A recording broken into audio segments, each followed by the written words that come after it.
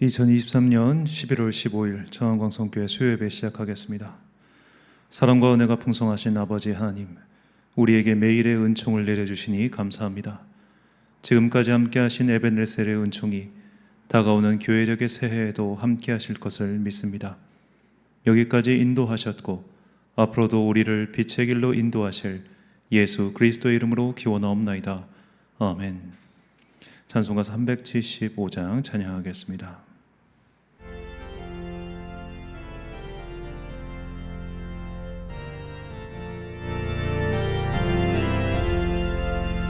나는 갈 길 모르니 주여 인도하소서. 어디 가야 좋을지 나를 인도하소서. 어디 가야 좋을지 나를 인도하소서. 아무것도 모르니 나를 가르치소서. 어찌해야 좋을지 나를 가르치소서. 어찌해야 좋을지 나를 가르치소서. 아이같이 어리니 도와주소서. 힘이 없고 약하니 나를 도와주소서. 힘도 없고 약하니 나를 도와주소서. 마음심이 슬프니 나를 위로하소서. 의지 없이 다니니 나를 위로하소서. 의지 없이 다니니 나를 위로하소서.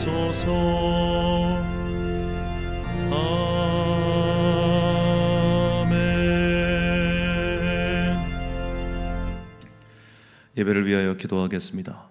사랑과 은혜가 풍성하신 아버지 하나님, 하루를 살아갈 때 우리가 너무 분주함에 빠져 주님의 일을 잊어버리고 사는 것은 아닌지 스스로를 경계하오니 이 시간 우리의 마음이 주님께서 우리에게 주신 그 은혜를 주목할 수 있도록 우리를 이끌어 주옵소서. 자꾸만 여러 가지 생각들과 번잡한 걱정들로 인해서 우리의 마음이, 우리의 영혼이 분산되지 않도록 이 시간 성령님께서 손을 펴사 우리를 붙들어 주옵소서. 내일 대학 수학 능력 시험을 치르는 주의 자녀들에게 지혜와 능력을 더하여 주옵소서. 그들이 마음이 떨리지 아니하도록 주님께서 잘 인도해 주시고, 특별히 오늘 저녁 그들이 잠에 들 때에 주님께서 평안한 가운데 은혜를 더해 주사 그들이 단잠을 자고 아침 일찍 일어나 최고의 컨디션으로 시험을 치를 수 있도록 인도하여 주옵소서. 이후에 진행되는 기타 면접과 논술 등의 여러 가지 과정, 그 모든 일정들을 주님께서 인도하여 주시고 그들이 주님의 인도하심을 따라서 살아가는 것이 무엇인지를 경험할 수 있도록 그들을 도와주옵소서. 무엇보다 그들을 위하여 기도하는 부모들의 간절한 기도를 주님께서 들어주시고 이 어려운 시기들을 잘 극복하여 그 각자의 집안 가운데 평안을 내려주시기를 간절히 소망합니다. 이제 주님의 말씀을 듣습니다. 이 말씀이 주님의 길을 따라가고자 하는 우리에게 진리의 등대가 되기를 간절히 소망하오며 이 모든 말씀 우리 구주 예수 그리스도의 이름으로 기도드립니다. 아멘.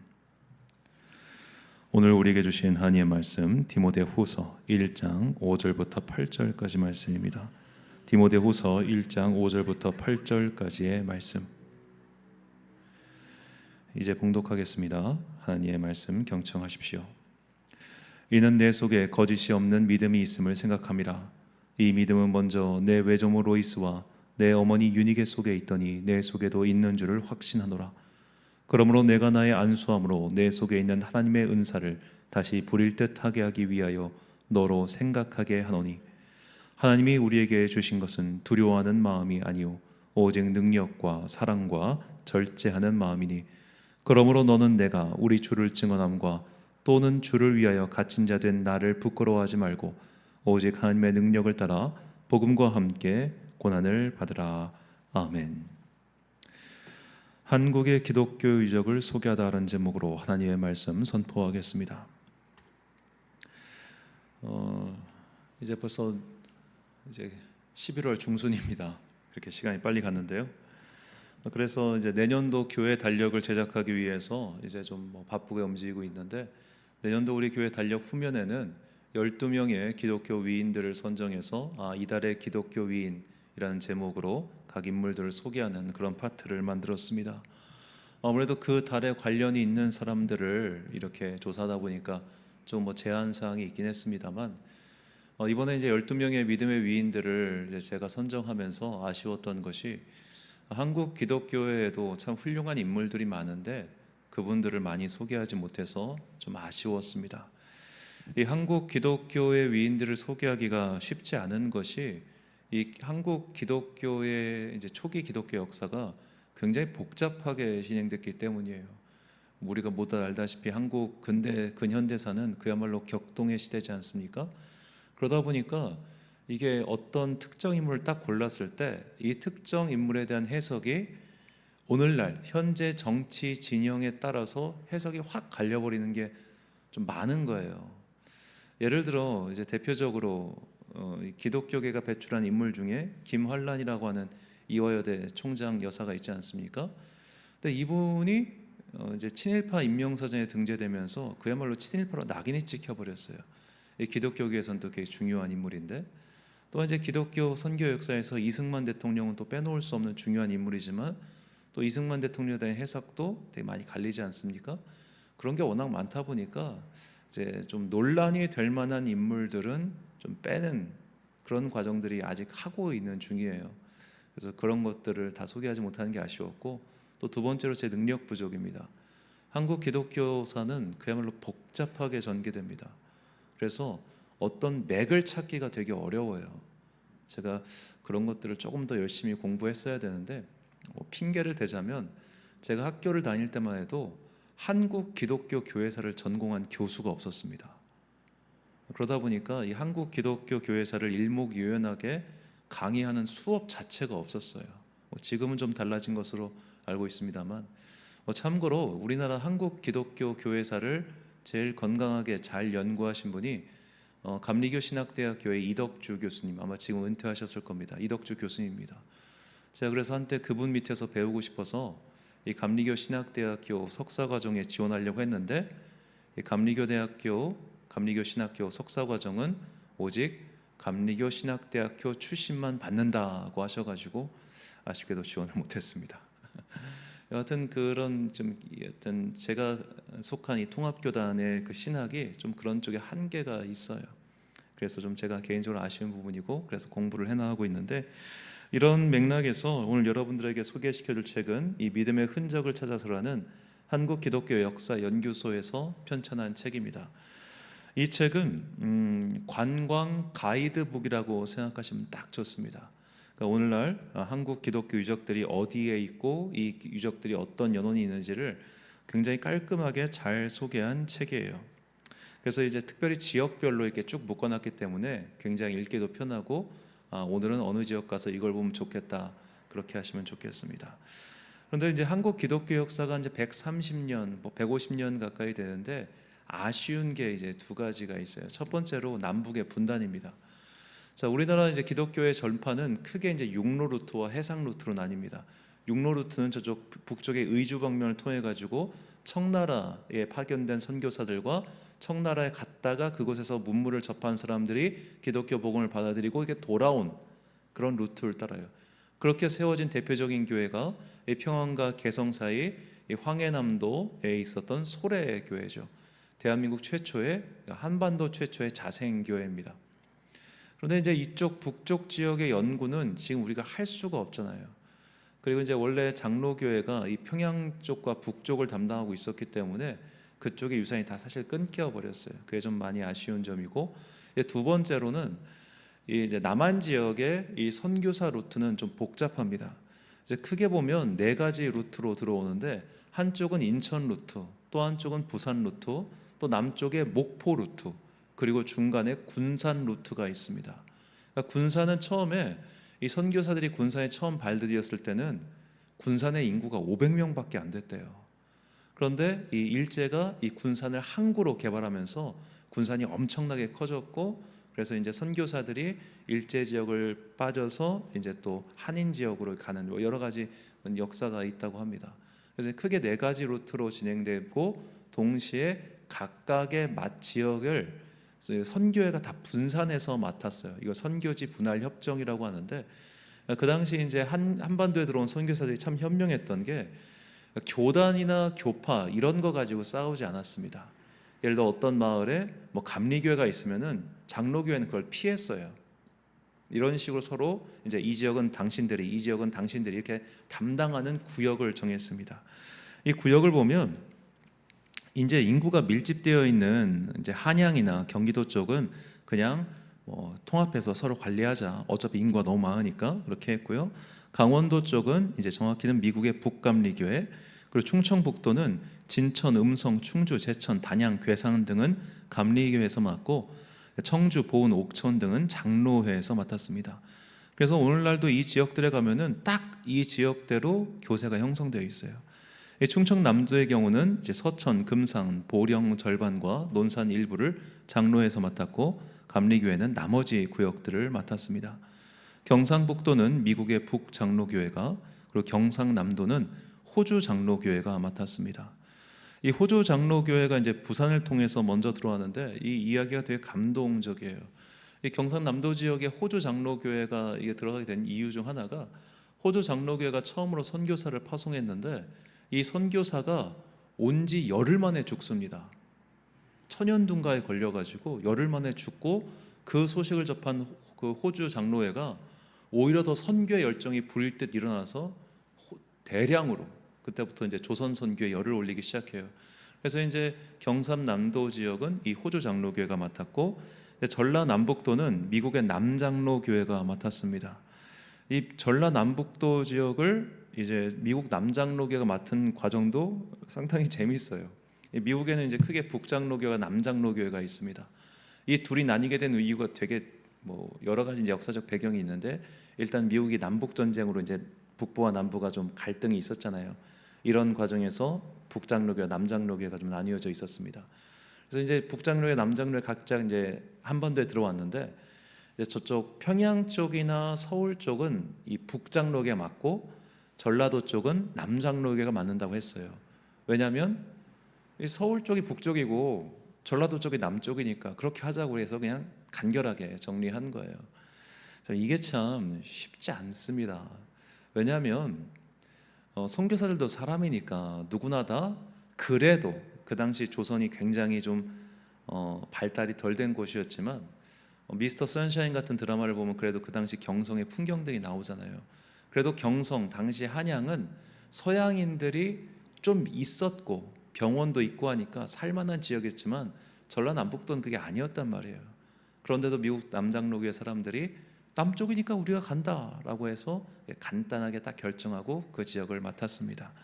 참, 그래서 이 초대 이 선교사들의 이야기를 들어보면, 물론 그 초대 선교사들 중에서도 별로 우리에게 안 좋은 추억을 남긴 분들도 많아요. 사실 이제 특히 미국 선교사들 중에 일본이 들어온 걸 환영하는 사람들도 많았고, 일본이 옴으로써 이 조선이 더 발전할 것이다 그렇게 기대하는 사람들도 많았습니다. 가츠라 테프트 밀약이라고 하잖아요. 이게 미국과 일본이 사실은 그 당시에 여러 협정을 맺고 이 조선의 통치에 대해서 이렇게 한 게 있었기 때문에, 기본적으로 이제 선교사들이 자국의 입장에서 이렇게 한 것들이 좀 많아요. 그래서 그렇기 때문에 한국 기독교 사회가 복잡한 겁니다. 역사가 누구는 친일, 누구는 반일, 누구는 친민족, 누구는 반민족, 이런 게 너무 많이 섞여 있고 이념 섞여 있고, 그러다 보니까 누구는 걸러내야 되고 누구는 또 잡아내야 되고, 이런 게 되게 복잡해요. 좀 아쉬운 부분이지만 이건 아마 좀 더 세월이 흘러야 정리가 될 것 같습니다. 자, 이렇게 해서 이제 유적지를 이 책이 소개하는데, 아무래도 이 한국 기독교 유적지가 제일 많은 곳은 당연히 서울이죠. 서울에 이제 뭐 장로교 최초 교회인 세문안교회, 또 감리교 최초 교회인 정동제일교회 등, 그리고 양화진 선교사 묘역도 있고, 각 교단별로 중요한 유적지들, 또 YMCA 최초 뭐 건물 등등 그런 한국 근현대사에 관련된 많은 유적지가 있기 때문에 서울 지역은 이 책에서 가장 많이 할당된 부분이고, 그래서 저는 뺐습니다. 서울 지역은 뭐 너무 유명한 곳이 많아서 뺐고요. 그 외에 이런 지역은 한 번쯤 찾아가 싶으면 괜찮겠다라는 부분들만 제가 소개하려고 합니다. 먼저 인천부터 소개하면요. 자, 인천 쪽은 이 감리교회의 선교지였습니다. 인천 쪽이 감리교회 선교지가 된 경위도 참 독특합니다. 이 인천 제물포항에 장로교 언더우드 선교사와 아펜젤러 선교사가 같이 입항을 합니다. 그런데 언더우드 선교사는 당시 독신이었어요. 그래서 몸이 굉장히 가벼워서 바로 알렌이 있는 경성으로 지체 없이 갔는데, 아펜젤러 선교사는 부인과 함께 왔기 때문에 당시에 이제 경성에서 갑신정변이 일어나서 되게 정세가 어지러웠어요. 그래서 그가 제물포항에 입항했다가 일주일 정도 인천에서 머무른 후에 다시 일본으로 돌아갑니다. 그리고 다시 이제 인천 몇 달 뒤에 인천에 도착하니까 이 인천이라는 지역이 선교의 교두보가 될 수 있겠다. 이게 굉장히 중요한 지역이다라고 아펜젤러가 눈치를 챘어요. 그래서 아펜젤러가 이제 이곳에 최초의 감리교회를 세웁니다. 그것이 인천에 있는 내리교회예요. 이 인천에 있는 내리교회는 무려 한국 최초의 감리교회라는 타이틀을 받고 있습니다. 이 교회 처음 이름은 웨슬리 기념교회였다고 해요. 자, 그렇게 해서 초대 이 담임 목사가 아펜젤러, 그리고 3대째 한인 목사부터 이렇게 해서 지금까지 이 내리교회의 전통이 이어오고 있습니다. 그리고 이제 내리교회 가면은 이 역사 박물관이 따로 있다고 하니까 혹시 방문하실 분들은 가보시면 좋을 것 같습니다. 유적지라고 말하기엔 조금 애매한 면이 없지 않습니다만은 한 번 또 가볼 만한 것이 인천에 있는 국제 성서 박물관이에요. 이 국제 성서 박물관은 미국의 성서 수입가인 웨이커필드 박사가 그가 50년 넘게 모은 희귀 성서 1만여 점을 기증했고, 또 인천 주한감리교회 한경수 감독 목사가 55년간 모은 7천여 점의 성서가 전시되어 있다고 합니다. 그러니까 대략 한 2만 점 가까운 이 성서에 관련된 유적, 그리고 이제 뭐 사회문서 사본, 뭐 그런 기타 성경 사본 같은 것들도 전시되어 있다고 합니다. 이 세계 최대 규모라고 하니까 저도 아직 못 가봤는데 한번 방문해 보시는 것도 좋을 것 같습니다. 자, 이제 강화도로 넘어갑니다. 강화도는 일찍부터 역시 이제 섬 쪽이고 또 인천이랑 가깝다 보니까 선교사들이 일찍부터 그곳을 주목했고, 역시 이곳 또한 감리교회 선교사들이 가장 먼저 들어갔습니다. 그래서 감리교회 선교사들이 가장 먼저 세운 교회가 교항교회와 홍의교회예요. 이 두 교회는 옛날의 흔적은 이제 남아있지 않고 이렇게 그냥 교회 이름만 내려오고 있습니다. 그래서 딱히 이제 유적지로서는 큰 가치는 없지만 강화도 선교의 최초 교회다라고 생각하시면 좋겠습니다. 이 강화도에는 오히려 이제 감리교회 이 선교지보다는 성공회 선교지가 아주 괜찮은 유적지가 있어요. 이 강화읍에 있는 성공회 성당과 온수리 성공회 성당입니다. 각각 이제 문화사적으로 다 지적이 되어 있는데 저도 가봤습니다만 가보시면 정말 괜찮습니다. 한옥 양식의 굉장히 튼튼하게 지은 이 성당이 100년 가까운 역사를 가지고 남아있죠. 그래서 이제 한국 기독교 유적지를 쭉 보면은 이 강원도 쪽엔 유적지가 남아있는 게 없어요. 왜냐하면 다 전쟁통에 불타서 사라졌기 때문입니다. 터만 남아있고 흔적만 남아있어요. 철원 같은 곳들.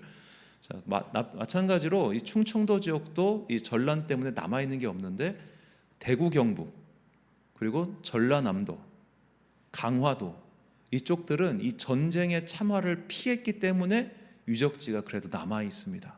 나머지는 다 그냥 흔적만 깔짝깔짝 남아 있는 정도죠. 이 강화도에 있는 이 온수리 성당에 관련돼서는 그 재미있는 일화가 있는데, 이제 영국에서 성공의 사제가 와서 이제 선교를 시작하는데, 그때 이제 이 마을에 있었던 광상김 씨 일가에 김영범, 김영지 형제가 있었대요. 근데 이 광상김 씨 일가가 그 강화도에 굉장히 아주 터가 센 그분들이었는데, 이 두 분이 개종해서 성공의 교인이 되자 그 마을이 온 지역이 다 이 성공의 교인이 됐다고 합니다. 그래서 이 광산김씨 일가에서 이 3,000평을 기증해가지고 현재 온수리 광화읍 성당은 그 대지 위에 굉장히 아주 건실한 성공의 성당을 짓고 지금까지 이어오고 있죠. 자, 그리고 세 번째 지역은 이제 수원인데요. 이 수원 지역 역시 이제 아펜젤로 목사가 이제 남쪽으로 내려가려면 이 수원을 거점지로 삼아야겠다라고 생각했어요. 근데 이 수원은 이 정조대왕이 지은 이제 그 행성이라고 해야 될까요? 그게 있다 보니까 이 수원 사람들이 굉장히 보수적이었대요. 그래서 어딜 양놈들이 일로 오냐 그런 반대가 있어가지고 굉장히 조심스럽게 접근해서 수원을 교두보로 삼아서 선교지 활동을 했다고 합니다. 이 수원 유적지 중에 좀 주목할 만한 곳이 하나 있는데 이 동신교회라는 곳이에요. 이 교회는 되게 조그마한 교회인데 왜 여기를 주목해야 되냐면 이곳에 아주 한일 기독교사에 있어서 중요한 인물의 무덤이 있기 때문입니다. 노리마츠 마사야스라는 사람이에요. 노리마츠 마사야스. 사진이나 그런 것도 전혀 남아있지 않은데, 자, 이 사람이 이 동경에 있는 신학교를 다닐 시절에 우리나라에 명성황후가 시해되는 사건이 일어납니다. 그가 그 소식을 보고 너무 충격을 받은 거예요. 아니, 우리나라 사람이 저 한반도 사람 조선인들에게 이렇게까지 잔인하고 못된 짓을 한단 말인가? 거기에 충격받고 내가 일본인으로서 회개해야겠다라는 마음을 가지고 이 사람이 이제 이 수원에 와서 열심히 복음 전파 활동을 했다고 합니다. 그는 한국말을 굉장히 잘했다고 해요. 그래서 한국말을 열심히 하면서 오히려 일본 관리와 자기가 중간 협상을 해가지고 이 교회를 안정화시키고 복음 전도하는데 큰 역할을 했다고 합니다. 이런 사람이 있어요. 우리가 이런 사람을 좀 잊어서는 안 될 텐데 좀 많이 한국 교회가 좀 주목했으면 좋겠습니다. 자, 이제 경기도 화성으로 내려가면 그 유명한 제암리 교회가 나오죠. 이 제암리 교회는 이 3.1운동 당시에 이제 그 학살이 일어났던 장소입니다. 이미 그 당시 교회의 흔적은 다 불에 타서 없어졌기 때문에 뭐 오늘날 다 이제 기념관 유적지로 사용되고 있지만 이제 대한민국 독립사에서 이 제암리 교회 사건은 그야말로 굉장히 중요한 사건이죠. 이 제암리 교회의 소식이 미국 감리교회에 전해져요. 그래서 미국에서 어떻게 이런 학살이 일어날 수 있냐 해가지고 이제 성금을 또 모아서 교회가 다시 세워지고 오늘날까지 이어오고 있습니다. 지금은 경기도 화성시에서 이제 문화유산으로 삼았죠. 제가 이제 이다음부터는 시간 관계상 이 사진을 다 첨부하지 못해서 참 송구한데 이제 강원도 쪽 유적지 말씀드리겠습니다. 원주에 가면은 원주 제일교회라는 감리교회가 있고요. 그 근처에 원주 기독병원이 있어요. 이 원주 기독병원 안에 이 선교사들 무덤이 있으니 이것도 아주 중요한 기독교 유적지라고 할 수 있습니다. 그리고 강원도 홍천에 가면 한선교회라고 있어요. 이 한선교회는 그 남궁옥 선생의 호인 한서를 따서 한서교회라고 지었습니다. 이 남궁옥 선생은 이제 한일 병탄을 당하고 나자 이 민족의 정기를 잊어서는 안 된다고 해서 이쪽으로 와가지고 홍천에다가 무궁화밭을 만들었대요. 무궁화밭을 만들어가지고 어떻게든 이 민족의 정기를 담은 이 무궁화를 널리 지키고 전파해야 된다는 사명을 가지고 이분이 사셨던 거예요. 그래서 이제 이 교회가 이분이 다니셨던 교회인데 나중에 남궁옥 선생 홀을 따서 한석교회라고 지었고, 이쪽에 가면은 남궁옥 선생님이 새벽 기도를 다니려 이분은 새벽에 혼자 산기도를 다니셨대요. 그래서 산기도를 다니던 곳에 또 비석도 세워져 있다고 하니까 홍천에 가실 일이 있다면 한 번쯤 가시는 것도 좋겠습니다.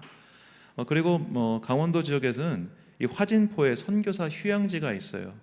이 화진포 선교사 휴양지는 굉장히 유명한 게 이 이승만 대통령 그때 이제 부통령 때 이기붕 휴양지로도 유명합니다.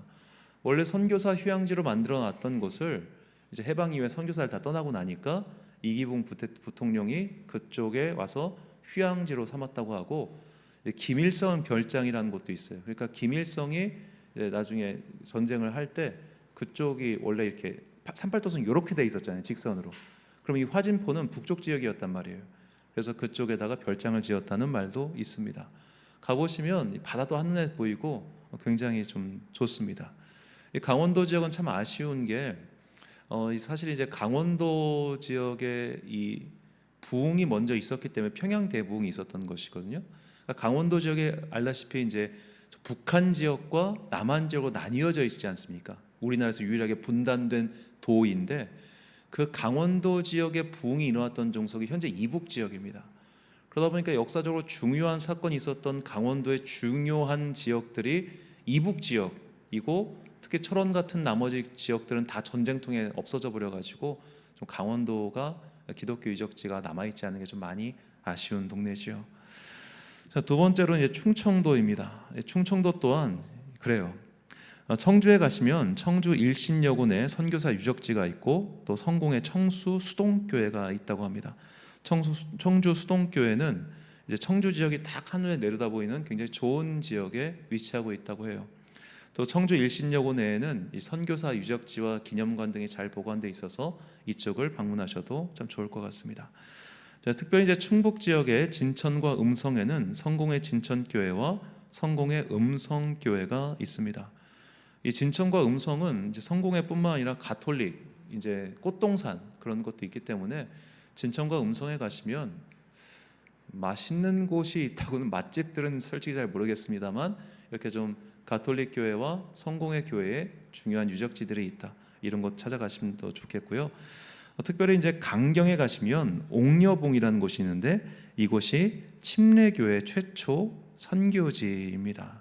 그래서 지금 가보시면, 저도 사진으로만 봤습니다만, 그냥 진짜 몇 평 되지도 않는 완전히 허름한 가옥이 하나 있는데, 여기가 침례교인들이 최초로 모여서 기도했던 곳이라고 해요.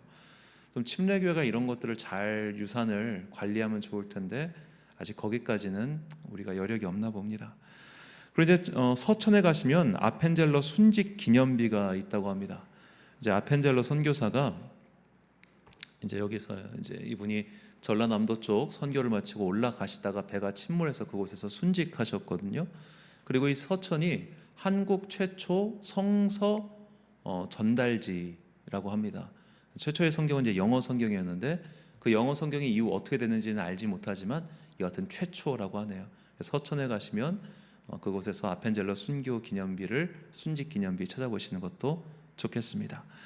자, 이제 일곱 번째로 대구 경북 지역입니다. 대구 경북 지역은 이제 딱 정말 한 군데만 가보셔도 돼요. 동산의료원 그리고 개성중학교. 이 동산의료원 내에 가보시면은 이 선교사들의 선교관과 그리고 그들의 무덤이 있습니다. 이 동산의료원 내 이 선교 무덤 가보시면 굉장히 참 잘 조성되어 있고 깔끔합니다. 양화진처럼 거대하진 않지만 특히 이제 막 1살, 2살 된 아이들 묘지가 많죠. 왔다가 금방 죽고 왔다가 금방 죽고. 자, 오늘 아까 우리가 시작 전에 불렀던 이 배위량 선교사 부인, 배위량 부인이 지은 이 나는 갈 길 모르니, 이 배위량 선교사가 이제 원래 이 사람이 대구 경북 지역에 선교를 하려고 했어요, 스테이션. 그런데 그 사람이 이제 서울 지역으로 발령이 났고, 이제 그의 사위가 와서 이 대구 경북 지역에서 계속 선교 사역을 하게 됩니다. 이 배위량 선교사가 이제 곧 죽고 그의 부인인 안에리 선교사만 남았는데, 그 안에리 선교사는 끝까지 한국 땅에 남아서 또 선교하다 양화진에 묻히게 되죠. 자, 오늘 이제 또 예배 후에 부를 찬양 또한 이 민로아 선교사, 오늘은 특별히 선교사들의 곡만 이렇게 찬양곡으로 준비를 했습니다. 이 대구 경북 지역 가시면 이 개성중학교 내에도 이 선교사들의 선교관이 남아 있지요. 그리고 이제 안동 지역의 안동교회, 영천 지역의 자천교회, 울진 지역의 행곡교회비, 이런 것들은 전부 다 최초의 교회, 그리고 특별히 독립운동과 관련된 여러 비석들과 순교자들의 비석들이 남아 있습니다. 여덟 번째로 이제 부산 경남 지역에 가면은 마산에 경남선교 120주년 기념관이 세워졌다고 합니다. 처음 말씀드렸다시피 이 부산 경남 지역은 이제 호주 장로회가 이렇게 시작한 선교지예요. 근데 지금은 왜 나머지들은 다 치우고 왜 이곳만 소개하냐? 남아있는 유적지가 없어요.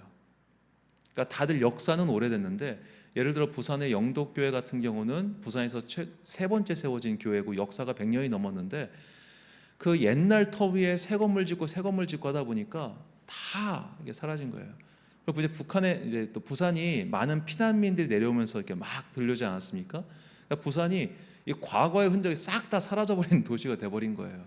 그래서 이 부산 경남 지역에는 유적지라고 말할 만한 곳이 남아있는 곳이 없습니다. 역사는 오래됐지만 이 전쟁과 피난 통에 다 사라졌다라고 좀 안타깝지 않게 그렇게 생각하시면 될 것 같아요. 통영 쪽에도 이렇게 선교 유적지가 있다고는 하는데 그렇게 막 찾아가기가 적합한 곳은 아닌 것 같습니다. 근데 가장 많은 흔적이 남아 있는 곳은 이제 전라북도와 전라남도예요. 자, 전주 같은 경우는 전주 참 가볼 때 많지만 특별히 이제 전주 예수병원에 선교사 묘역이 조성되어 있다고 합니다. 저는 가보진 못했는데 여기 있다고 하고, 또 전주에 가면 신흥중학교라고 있는데 신흥고등학교인가요? 하여튼 신흥학교, 거기에 또 선교사관이 남아 있다고 해요. 자, 익산에는 익산 최초의 교회인 남전교회가 있고요. 그 이제 기역자교회라고 하는 두동교회가 있습니다. 이 두 개 다 이제 익산 지역 유형 문화재로 선정되어 있고요. 자, 이 김제에 가면은 금산교회가 있어요. 이제 이 두동교회와 금산교회는 한국에 남아 있는 거의 유일한 기역자교회입니다. 왜 기역자교회냐면 옛날에 남녀가 같이 예배를 드릴 수 없어서 서로 들어간 입구가 달랐어요. 특히 이제 그 김제에 있는 금산교회는 그 건물이 100년 된 건물입니다. 그러니까 처음 지을 때부터 굉장히 튼튼하게 지어놔가지고 아주 꽉 자리를 잡고 있다고 해요. 이 금산교회는 이제 이정 목사님, 이제 한국 장로교 총회장 3번이나 역임하신 대단하신 분인데, 이 이자익 목사님의 관련된 아주 유명한 일화가 있죠. 다들 아실 테니까 생략하도록 하겠습니다. 자, 이제 전라남도에 가면은 이제 결국 갈 곳은 광주, 목포, 순천, 그리고 좀 대신 여력이 되신다면 이제 여수 쪽 가셔가지고 여러 순교자 기념비를 보셔도 좋겠는데, 광주의 호남신학교 안에 가면 오웬 기념관이 있습니다. 그리고 수피아 여고라는 곳이 광주에 유명한 여고가 있는데, 이 수피아 여고는 선교사의 여동생이었던 스피어 여사가 이 학교를 내는데 이제 기금을 낸 거예요. 그래서 그 기금을 바탕으로 세워진 곳이기 때문에 스피아를 한국식으로 읽어서 수피아, 그렇게 해서 수피아 여고로 광주의 유명한 명문 여고죠. 이제 목포의 양동교회는 목포에 세워진 최초의 교회이며, 이 교회를 기점으로 해서 목포 지역 선교가 굉장히 활발하게 벌어졌습니다. 이 목포가 이 선교 역사에서 되게 중요한 게 굉장히 부자 동네였다고 합니다. 예전에는 목포가 항이 있고 또 일본이 그쪽을 통해서 쌀을 왔다 갔다 하다 보니까 굉장히 부유했고, 그래서 이 당시에 목포 땅에 약 현재 자산 가치로 하면은 장로교회가 약 3천억 원 정도의 자산을 가지고 있었대요. 목포 지역에 많은 땅을 가지고 그곳을 선교 기지로 삼고 전라남도의 선교 전진 기지로서 막 그 목포가 활동했던 겁니다. 세월이 흘러가면서 그 땅들 하나 둘씩 팔다 보니까 지금 굉장히 줄어들었지만, 옛날에는 이렇게 목포가 아주 기독교 선교의 중심지였기 때문에 지금도 가보시면 여러 흔적들을 좀 발견할 수 있습니다. 자, 이렇게 해서 이제 한국에 있는 여러 그 유적지를 말씀을 드렸는데요. 물론 이제 이 책이 모든 걸 다 소개해주고 있지도 않고, 또 소소하게 찾아보시면 훨씬 더 많은 것들을 찾을 수 있습니다. 일단 자료가 워낙 방대해서 이걸 나중에 한 번에 정리해서 드릴 시간이 있을까 모르겠습니다만, 이렇게 찾으시면은 우리 한국 교회가 이런 역사 속에서 여기까지 왔구나라는 것을 우리가 찾을 수 있습니다. 이 책을 정리하면서 오늘 본문 말씀이 떠올랐어요. 오늘 본문은 바울이 이제 그의 사랑하는 영적인 아들인 디모데에게 네가 외조모로부터 받은 신앙을 네가 가지고 있으니 그 신앙을 가지고 환난을 견디라고 이렇게 권면하고 있습니다. 본문 5절과 8절 말씀. 이는 내 속에 거짓이 없는 믿음이 있음을 생각함이라. 이 믿음은 먼저 내 외조모 로이스와 내 어머니 유니게 속에 있더니 내 속에도 있는 줄을 확신하노라. 그러므로 너는 내가 우리 주를 증언함과 또는 주를 위하여 갇힌 자 된 나를 부끄러워하지 말고 오직 하나님의 능력을 따라 복음과 함께 고난을 받으라. 아멘. 한국교회의 후손인 우리들 또한 이렇게 선교사들과 또 믿음의 선배들로부터 믿음의 유산을 받아 지금까지 이루고 있습니다. 그렇다면 우리도 이들이 과거의 고난을 견디고 현재의 열매를 맺은 것처럼 우리 또한 현재의 고난을 견디고 미래의 열매를 맺음이 타당하겠죠.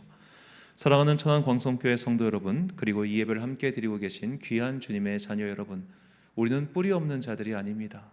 우리는 시작과 근원이 없는 자들이 아닙니다. 우리는 130여 년을 이어온 믿음의 후손들입니다.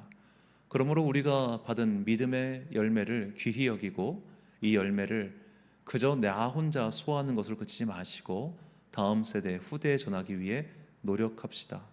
현재 우리가 받아온 믿음의 유산 잘 지키고, 그리고 내가 받은 이 믿음의 유산을 나의 주변과 나의 후손들에게 잘 전달하여 아름다운 믿음의 열매, 그리고 성령의 등불을 끄지 않는 주의 거룩한 자녀들이 되시길 예수님의 이름으로 축원합니다. 기도하겠습니다. 사랑과 은혜가 풍성하신 아버지 하나님, 우리가 받아온 믿음의 유산의 계보를 다시 한번 떠올리게 해주시니 감사합니다. 내가 받은 것들은 그저 얻은 것들이 아니라 누군가의 헌신과 누군가의 생명과 누군가의 피땀 눈물로 인해 얻어오신 것임을 깨닫게 하시니 감사합니다. 우리가 얻은 이 귀한 믿음의 열매 감사히 여기고, 그저 나 혼자 이것을 다 먹고 소화하는 것이 아니라 믿음의 다음 세대를 위하여 나 또한 씨앗을 뿌리고 나무를 키우는 주의 거룩한 파수꾼들 되게 하여 주옵소서. 이 모든 말씀 우리를 사랑하시고 믿음을 이 땅에 전해주신 거룩하신 예수 그리스도의 이름으로 기도드립니다. 아멘. 찬송가 451장 찬양하겠습니다. 민로아 선교사님의 작곡하신 곡입니다.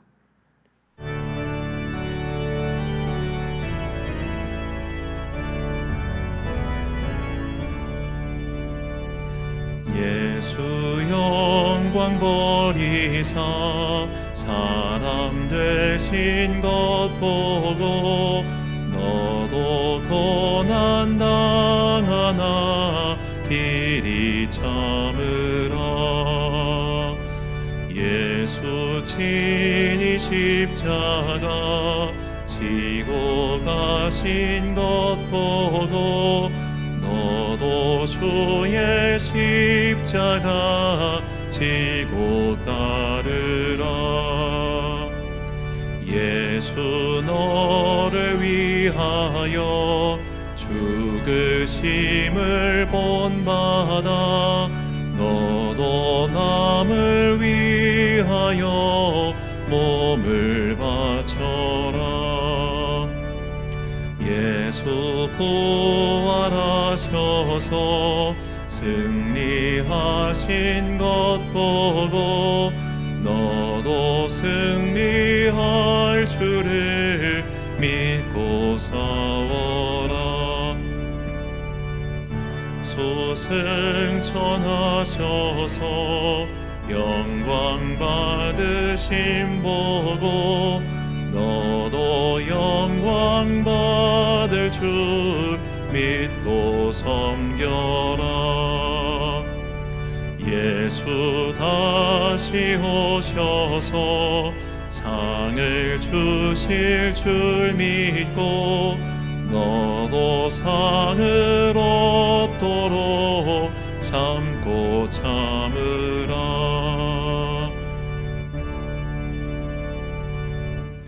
주의 너무나심으로 수요일 예배 마치겠습니다. 하늘에 계신 우리 아버지, 아버지의 이름을 거룩하게 하시며 아버지의 나라가 오게 하시며 아버지의 뜻이 하늘에서와 같이 땅에서도 이루어지게 하소서. 오늘 우리에게 일용할 양식을 주시고 우리가 우리에게 잘못한 사람을 용서하여 준 것 같이 우리 죄를 용서하여 주시고 우리를 시험에 빠지지 않게 하시고 악에서 구하소서. 나라와 권능과 영광이 영원히 아버지의 것입니다. 아멘.